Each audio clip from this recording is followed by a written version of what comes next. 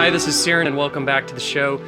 Today I want to give you a little bit of an update on how I've been doing, and also talk about 3 tips that kind of have come out of some recent changes to my health status, in the hopes that they also shake things loose for you and have you look in new, different, creative ways, both at the resources that are available in your community that you may have been overlooking, as well as things in your environment that may be holding back your progress. And I'm going to use these all in direct anecdotes that have happened for me myself.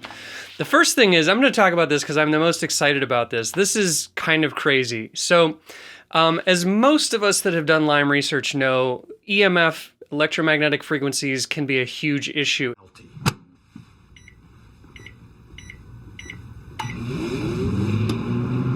In fact, one of the best Lyme doctors in the world, arguably the best in the world, Dr. Klinghardt, won't even talk to a Lyme patient until they have spent 4 months handling all of the electromagnetic issues in the house. So we know that 60 hertz is basically in the United States and some other countries that have the 110 outlet, we have 60 hertz is like the frequency of electricity inside the United States. It's been tested both with mold and with spirochetes. If you grow them in a Faraday cage versus if you subject them to 60 hertz, that by the 60 hertz grows them at about 600 times. They think they're being attacked. They grow their defenses. They become incredibly aggressive. They become incredibly active. I've talked about it in my first Major Lyme podcast from last year, where we hired an EMF specialist and he looked through the whole house. We fixed everything, okay? Or so we thought. Now, when I say we fixed everything, we basically made our bedroom into kind of a veritable Faraday cage, sort of. Not really. We didn't aluminum foil the walls or anything, but we turn a breaker off in the wall. That's the head of our bed at night, so there's no EMF coming out of that. We have shielding on the bed from the apartments below us and above us, that kind of thing. As well as we like grounding bracelets. I guess it's not really an EMF thing, but grounding bracelets that we wear at night. All of the cell phones get turned off. Wi-Fi gets turned off. Okay, so that's cool. All that works. Our room was tested. But at the time, we didn't have a neighbor below us that was using the central air fan in his unit. So this got turned on in later days. And whatever, it was just a noise coming through, but it was also vibrating the bed a little. And for about a year, I've had the instinct, maybe there's a problem with this. And in fact, using my musical kind of the musical side of my brain, I wanted to measure what was happening in our room. So I took the Guitar Tuner app, which is just on my cell phone, and it measures the vibration of an acoustic string, right? So it will tell you, and then you can tune up. Well, I could walk into my bedroom, and at any point in my room, whether I was pushing it into the bed, when I was holding it anywhere in the air or against the floor, it was very clearly flipping 60, 120, 60, 120. So basically a 60 hertz cycle is happening in our bedroom. I asked the EMF guy that inspected our house. I asked doctors. I asked medical intuitives that have kinesiology tests and ways of, looking at, asking of other wisdom. Everybody said it's not an issue. Even the EMF guy said, well, I can help you, not have that noise issue at night. And I was really concerned about the health implications.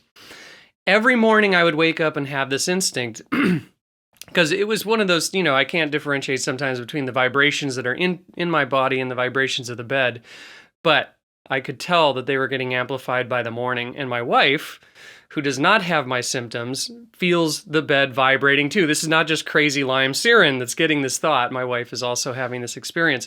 So, needless to say, I was listening to, researching my health, in fact, kind of plateaued for a little while, then started going backwards, and that's where I dove deep into the literature. Everybody was telling me this is probably not an issue, don't worry about it, you can do things so it's not, the noise of it wasn't a big problem in my, it wasn't distracting or keeping me awake or anything. I was worried about the health implications, just had this instinct. Well, it turns out I'm in the chamber, I'm in the hyperbaric chamber, I'm listening to a Lyme lecture by Dr. Klinghardt, and he hits it right on the nose, talking about how the bugs grow their defenses by 600% when they're subjected to that frequency. And boom, Not just one light went on, but like 5 lights went on for me about this. Now, the first was that there was scientific evidence that showed, okay, whether a frequency is coming through a cell phone or an electrical signal or an actual vibration because of a fan in the unit below us that's bolted to the ceiling of that unit, which is the floor of our bedroom, right? So that's shaking the bed at that frequency. Well, it doesn't matter how that frequency is coming in. 60 hertz is making the bugs go nuts. So I went downstairs, talked to the neighbor. He was super cool. Turned it off. I'm telling you, my sleep schedule shifted within about 48 hours. I started waking up at 6:30 in the morning. I have these incredibly long days. I don't need naps as normally as I'd need in the middle of the day. I have brain cognition.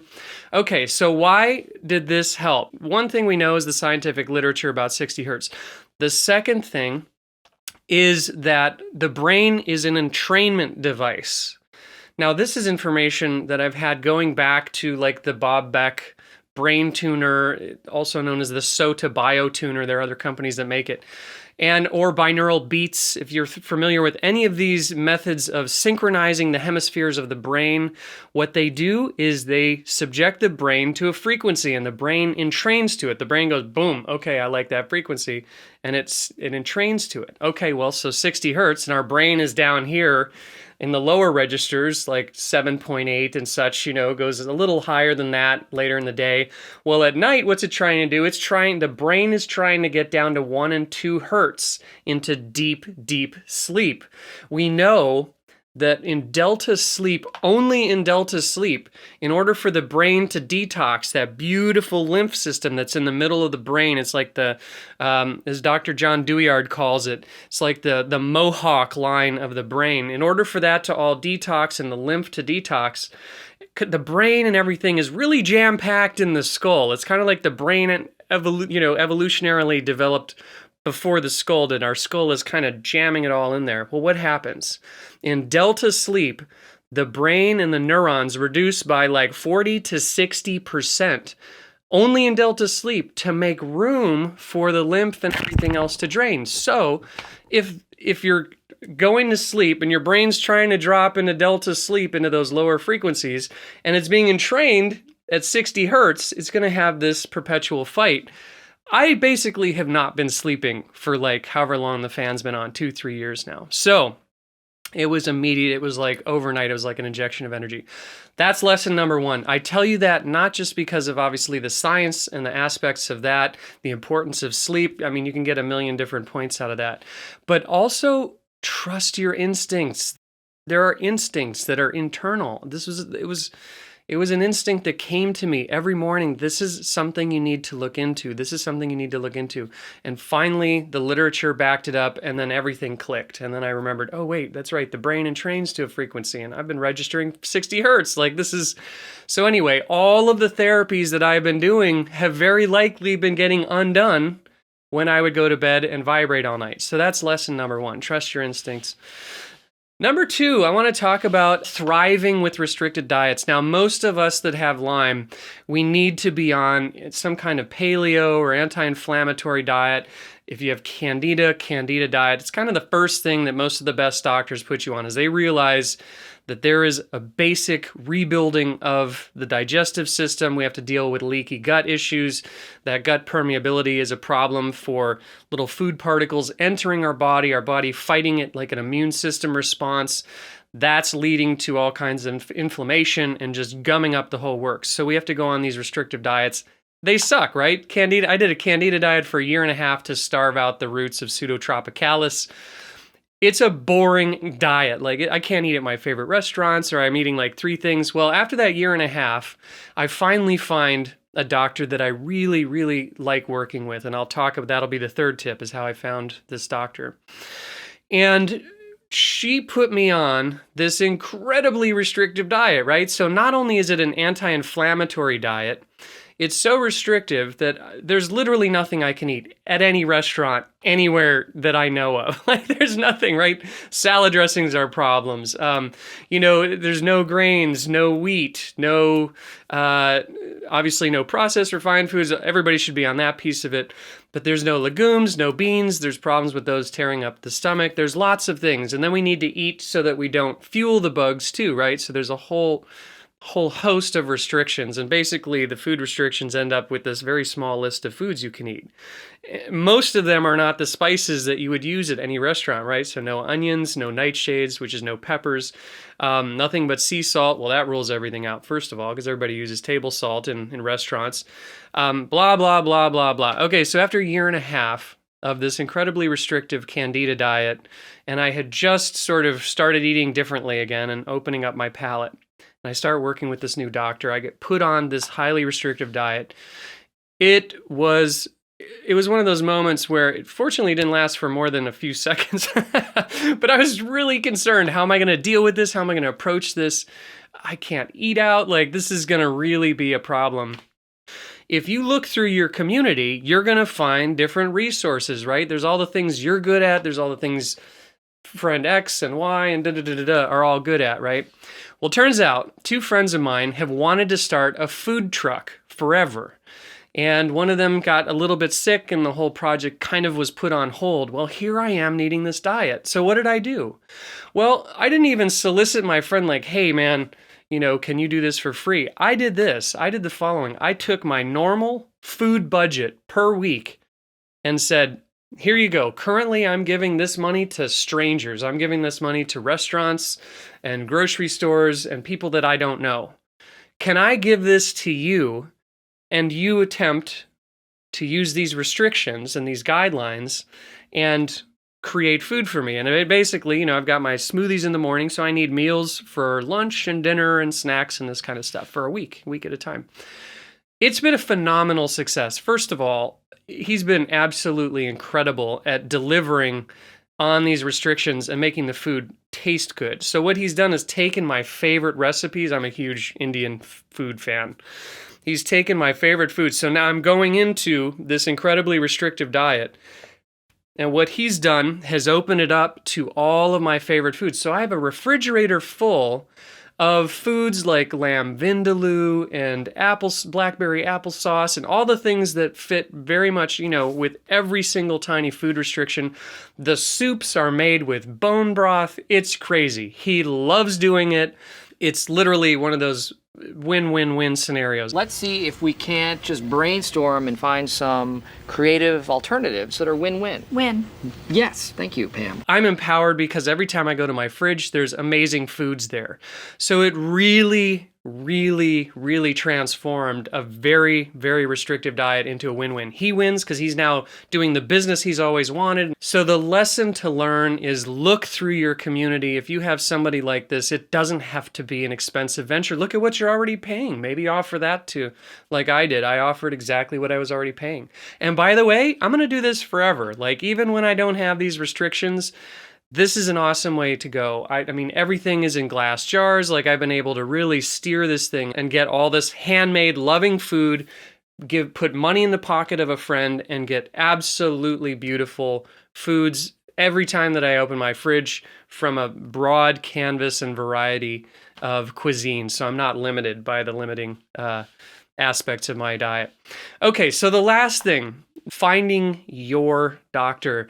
This is one of the big questions we all have, and I'm actually putting this video out while I work on another project that's just taking a lot longer, a video called Lyme vs. Doctors, which is trying to unravel why we're all tearing our hair out, trying to figure out how to get the diagnosis properly, how to get the correct treatment, how come my doctor doesn't acknowledge it, how come this and that. So I want to kind of demystify that, and that's a big story. We have to go into the corruption of the initial testing and yada, yada, yada, how are doctors being trained, and then what are the solutions? Well, this is a quick tip solution. How do you find your doctor? I don't know why this took me so long to realize it, and probably a lot of you have figured it out already, but we can audition them. Like, the best doctors for Lyme disease or for any chronic illness or for anything you're looking at, guess what? They write books. They speak at lectures. The Chronic Lyme Summit was where I heard my doctor. I listened to the Chronic Lyme Summit from 2016, and it's doctors, all different, initials after each of their name, and you can listen for, just like I did. I listened for, is this person on the right track? Are they talking, what kind of results are they getting? They're sharing all these things in the lecture, not to mention their methods and whatnot. And then you can find, is this a personality you're going to be working with these people for probably a while, unless they don't work out. Like the Lyme disease, as we know, takes a while. So let's find somebody great that we can work with. And that's what I did. So it's an awesome place to audition. Look for a Chronic Lyme Summit. Look at books. I just got the new Paradigms in Lyme Disease book. It's a great way of looking at 10 doctors that have all kinds of different approaches. And again, you can listen. What resonates with you? What sounds best? Maybe what's in your area. Other things you can do, there's the American Academy of Ozonotherapy. There's the Academy for Comprehensive Integrated Medicine. Dr. Klinghardt has Lyme solution seminars. There are other medical conferences. So this has been amazing. I've found somebody that actually knows more than I do, a doctor that knows more than I do about Lyme, which is an incredible rarity. For those of you that research, right, we know self-learning is kind of the best way out of this, which then makes it one of those like, how can we work with somebody? How can we work with a doctor that knows less than us, which we've all ended up in the room with those guys.